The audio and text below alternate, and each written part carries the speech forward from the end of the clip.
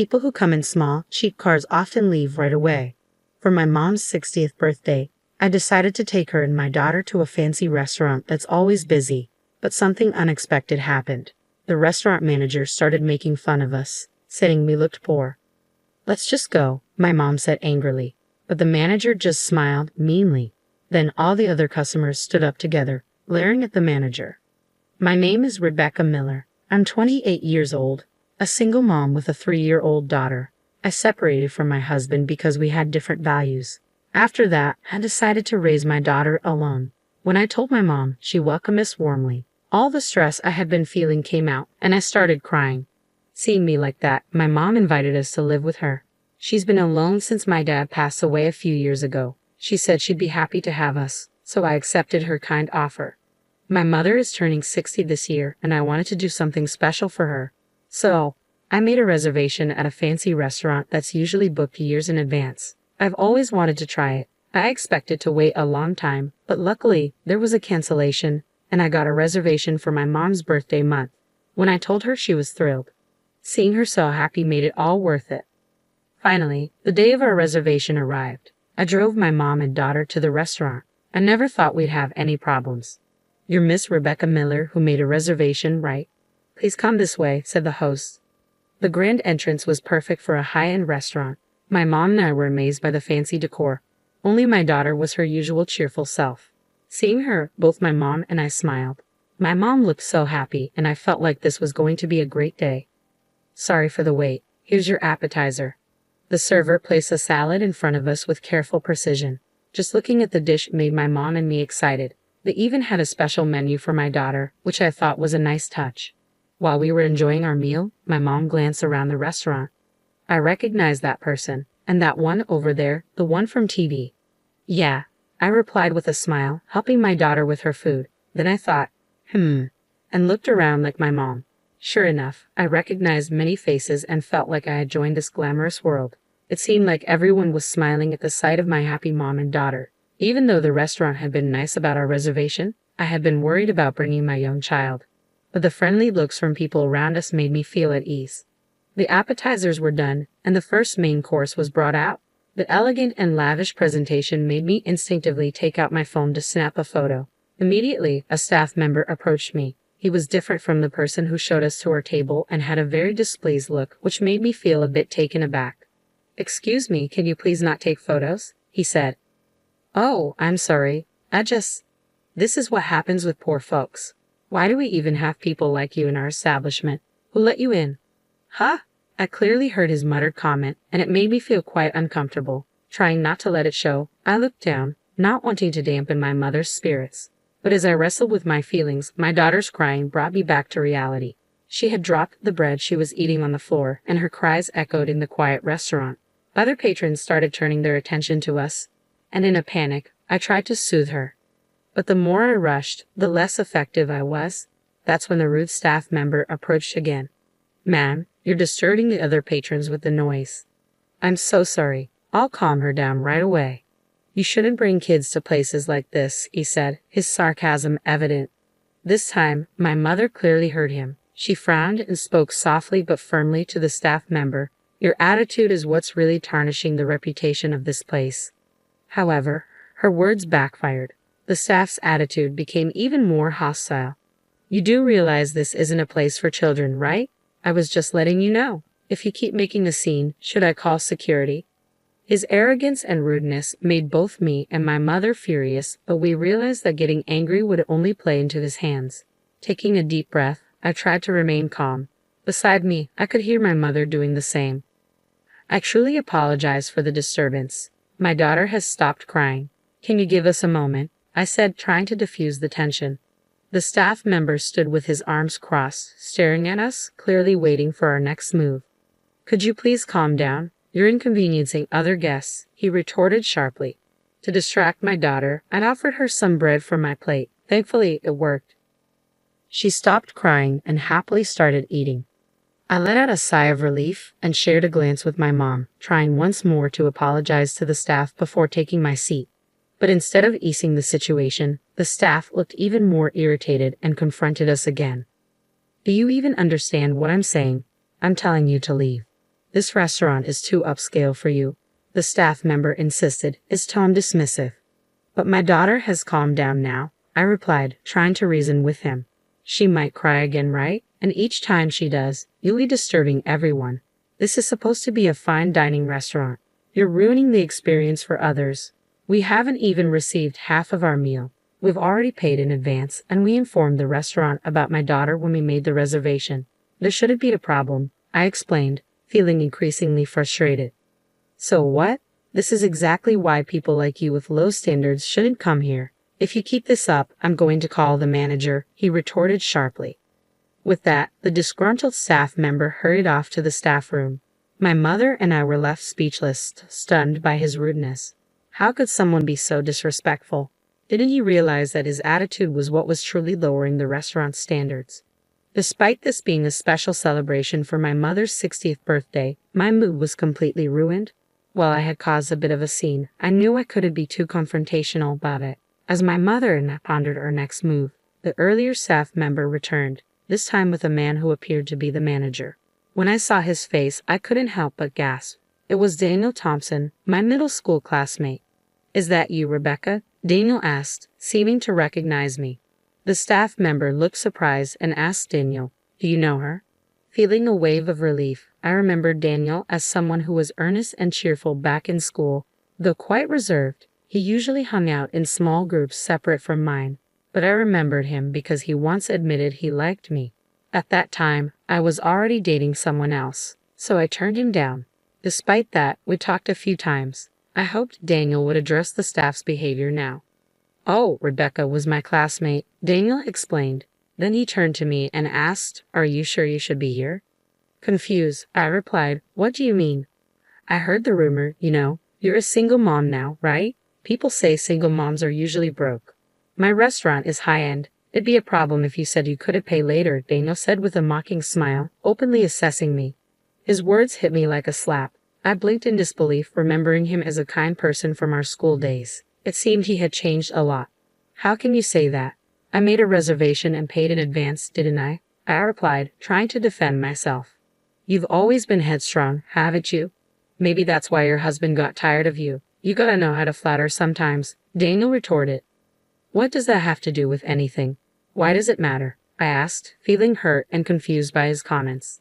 Isn't that your compact car outside? He added sharply. What if it is? I replied with irritation, taken aback by Daniel's attitude. Daniel chuckled at my response. People who drive compact cars can leave. What? I was genuinely shocked by his statement. Didn't you notice when you parked? No one else here drives a compact car. Everyone's in Mercedes or something similar. Aren't you embarrassed to be so out of place? Daniel continued, looking at me with disdain. His words stung deeply. The Daniel I once knew, who had confessed his feelings for me, seemed to have vanished completely. He now sized us up with contempt. You look downright poor, not fitting for my restaurant. You understand the staff's position, so why don't you just leave? I was growing increasingly irritated by the way we were being treated, as if we were causing a scene and refusing to leave the restaurant. We had made a reservation and paid in advance, so we had every right to dine there. Judging us based on appearances was something I never expected from the Daniel I once knew. But after everything he said, there was no reason for my mom and me to stay. Even if the food was good, we didn't want to be in a place with disrespectful staff and a manager like Daniel. Daniel, you've changed. If this is how you're going to be, we're leaving, I stated firmly. Daniel seemed oddly satisfied with my decision. I'm living the dream. I'm definitely better off than you now. Don't think you can just casually call me by my first name. It's a shame you've changed, I replied sadly. Daniel smirked, clearly still holding on to old grudges. That's because you rejected me, making fun of me even though you're not that pretty. Well, at least I'm happier now. Isn't it refreshing? He chuckled and high-fived a staff member nearby, both sharing a laugh. It became clear to me that Daniel's terrible attitude stemmed from being rejected years ago. Say whatever you want. I'm certainly happier than someone who holds onto grudges for so long. I have a wonderful daughter and a kind mother. Let's go, Mom, I retorted confidently. My comeback seemed to amuse Daniel even more, as if he saw me as a sore loser. It frustrated me deeply, but I knew arguing with him now would be pointless. I never expected a former classmate to change so drastically. This day was meant to be a happy celebration. With these thoughts, I picked up my daughter and glanced at my mom. She, too, looked furious as she abruptly stood up. You've mocked my daughter enough. We don't want anything to do with a place like this. As you said, we're leaving. Right, everyone. My mom's declaration rang out loudly, echoing throughout the restaurant. Neither Daniel nor I knew who she was addressing. Then, to our surprise, all the diners who had been enjoying their meals began to stand up and get ready to leave. I was utterly stunned, trying to grasp what was happening. Wait, everyone, what's going on? I apologize for the disturbance. We'll handle these rude individuals right away. Just give us a moment, Daniel exclaimed, trying desperately to stop the diners from leaving. But he was met with cold stares from every direction. Daniel looked visibly flustered, clearly not understanding the sudden turn of events. Two elderly men stepped forward, shouting, "How dare you treat Mrs. Miller like that? We've been coming here for years, but we won't be back." Daniel was left speechless as the reality of the situation sank in. Shouted at, Daniel looked around the restaurant with a fearful expression. Following the lead of the two elderly men, all the other diners started scolding Daniel. They expressed their gratitude towards my mother, thanking her for something I couldn't quite understand. Holding my daughter, I watched in astonishment from the sidelines. The people scolding Daniel were all well-known celebrities, politicians, and clearly wealthy individuals. I was baffled as to why they held my mother in such high regard. Wait, what's going on here? What happened? I asked, trying to make sense of the sudden turn of events. Daniel's face turned pale as he desperately tried to calm everyone down. The staff member next to him looked equally panicked. I glanced over at my mom, silently seeking an explanation. That's when she revealed a shocking truth. All these people used to be regular customers of mine when I was a traditional sweets maker, she explained calmly. What? I exclaimed, completely taken aback. I knew my mom had made sweets, but I had no idea she catered to such prestigious clientele. One of the celebrities standing nearby chimed in, confirming my mom's statement. Mrs. Miller's sweets were the best in the country, he praised warmly. My mom listened to these words with a mixture of pride and embarrassment. I may not be a professional craftsman anymore, but thanks to them, I certainly honed my skills. I'm truly grateful. In that sense, the customer is truly a god, my mother stated with a profound sense of gratitude. Her words resonated deeply with me. Daniel looked visibly shocked, his posture tense and his breath held. As my mom approached him, she spoke calmly yet firmly. You too should cherish your customers. This restaurant means a lot to you, doesn't it? Daniel's response was defensive and defiant. Hey, cut it out. What's with this customer is God stuff? That's an outdated way of thinking these days. His outburst echoed through the restaurant, almost sounding like a cry of distress. But my mom remained composed, unfazed by his reaction. Do you really think that caring for customers is just a passing trend? She asked, her voice steady and unwavering. Hearing my mother's firm stance, Daniel struggled to find words. He appeared somewhat intimidated, yet he remained defiant and refused to accept her viewpoint. We are the ones providing the food. We're more important than the customers. This is absurd. I am important. If your daughter Rebecca hadn't rejected me. Daniel paused, then continued with an arrogant proposition. Apologize to me right now, and maybe I'll even consider making Rebecca my woman. It could be your way out of your struggling life. How does that sound? He looked at me with a smirk. His words disgusted me deeply, and I sighed heavily. I'm sorry, but honestly, I can't deal with you right now, I replied firmly, lowering my head in disappointment. Laughter rippled through the crowd around us, and Daniel's face flushed red with embarrassment. Despite thinking my response was clear, Daniel, with his misplaced confidence, seemed utterly unprepared for another rejection. Why not? I have money, you know. You don't want to be looked down upon, right? And isn't it embarrassing to be a single mother? Women like you probably can't remarry, so I'm offering to take you. Daniel persisted, his tone condescending. It's none of your business. Just because you have money doesn't guarantee happiness, my mom replied firmly, brushing him off. Daniel's face reddened even more in response to her rejection. I couldn't help but wonder if money was the reason behind Daniel's drastic change. They say money can corrupt, and witnessing it firsthand was eye-opening for me. How dare a single mother let you talk back to me? Daniel retorted, his frustration evident. At this point, I found Daniel's words increasingly irrelevant and pitiful compared to my mother's dignified response. Then, a booming voice interrupted from the back of the restaurant, startling all of us. We turned to see a middle-aged man entering the scene. Daniel's unease was palpable. "Daniel, what on earth are you doing?" the man demanded sternly. "Why is Dad here?" Daniel muttered, clearly caught off guard and uncomfortable with his father's sudden appearance. "I heard Mrs. Miller and her family were dining here, so I wanted to greet them. What's with all this commotion?" The man who had appeared was Daniel's father. I hadn't seen him since middle school, but he seemed stern and dignified. Earlier, one of the staff had mentioned the boss, so this man must be the owner of the restaurant.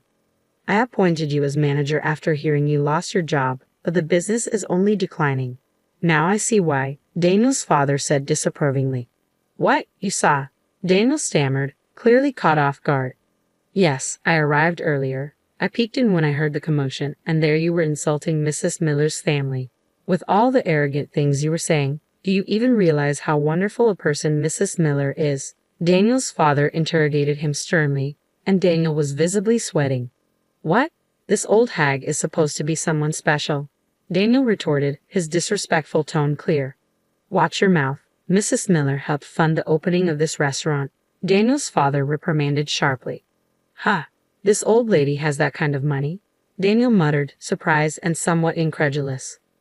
Of course, Mrs. Miller's husband owned a famous traditional candy store, and Mrs. Miller herself worked in the tough world of candy making, even as a woman. She's experienced so much more in life than you. I wish I could distill her wisdom and give you a taste, the owner said with evident frustration, then turned to address us directly. "I'm deeply sorry for the trouble my foolish son has caused. Come on, apologize." "Why should I? I'm the manager of this upscale restaurant. Didn't you trust my abilities enough to leave me in charge? This is my place. I make the rules," Daniel retorted stubbornly. "Enough of your arrogance. What have I done, entrusting someone like you with this responsibility? That's it. I'm so disappointed in you. You're never setting foot in this place again," the owner declared firmly.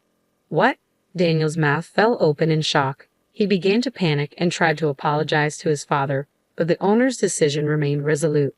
"You're apologizing to the wrong person. You should be apologizing to Mrs. Miller and her family," the owner concluded, leaving Daniel visibly shaken and regretful. "Please, I'm so sorry. I finally made it, and I don't want to lose it all over something like this," Daniel pleaded, his desperation evident. "And you're still going on about that, you unbelievable guy," the owner replied, shaking his head in disbelief. His shock was palpable, understandable given the situation. No parent wants to discover their child has behaved arrogantly and disrespectfully. If my daughter had acted similarly, I would have supported the same decision as the owners. We all looked at Daniel with cold stares. The owner then proceeded to explain how Daniel came to work at the upscale restaurant. It turned out Daniel had previously worked at a prestigious hotel but had fallen into gambling debts. Debt collectors caused disturbances at the hotel, leading to his dismissal. Feeling lost and desperate, Daniel had turned to his father, who worked at the upscale restaurant, and pleaded for a job. At that time, Daniel's father had been offered a promotion to become the CEO of the company, so he decided to pass the management of the upscale restaurant to his son while overseeing several other restaurants in the same chain. Initially, Daniel worked earnestly, and the owner trusted him. However, over time, sales at Daniel's restaurant began to decline significantly, leaving the owner perplexed about the cause. I've received complaints about Daniel's terrible attitude from the staff, but there was no concrete evidence, and I wanted to believe in him because he's my son. Today, the hope turned into certainty. "It's truly disappointing," the owner said, looking at Daniel with a heavy heart. Daniel appeared stunned, as if the realization had struck him like a bolt of lightning, and he started to apologize desperately. "Dad, please forgive me. I've been trying my best, haven't I? Rebecca, please speak to my dad for me," Daniel pleaded, turning to me for support. "What exactly should I say? We were classmates, remember? For old time's sake," I responded incredulously. "After how you acted. You're really something. You truly are the worst," I added, unable to hide my disappointment. Daniel's face fell further upon seeing my disdain. My mother and I were both shocked by his behavior and sighed in response. Following these events, Daniel lost his position as the manager of the upscale restaurant and was disowned by his father, leaving him homeless. It later came to light that Daniel had accrued new debts he had concealed. Despite earning a good salary, he had spent most of it on gambling and had mistreated his staff almost daily. Interestingly, he had shown favoritism towards one particular staff member who had often caused us trouble. This individual turned out to be Daniel's former college junior, whom Daniel had hired against better judgment. Due to the junior's problematic work attitude, he was also dismissed from the restaurant along with Daniel. Having lost everything, Daniel sank deeper into gambling to cope with his losses, struggling to repay his debts. It's clear he's not a good person. Despite Daniel's actions ruining my mother's 60th birthday celebration, we managed to salvage the day by gathering everyone from the restaurant and relocating to a hotel room for a party.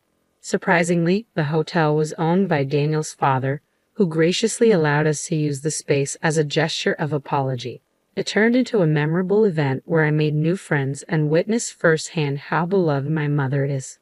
Many of the guests had known her from her days as a traditional sweet maker, visiting her shop to buy sweets as gifts. Her enduring connections highlight her charm and kindness. Inspired by my mother's example, I aspire to become a role model for my daughter just as my mother has been for me.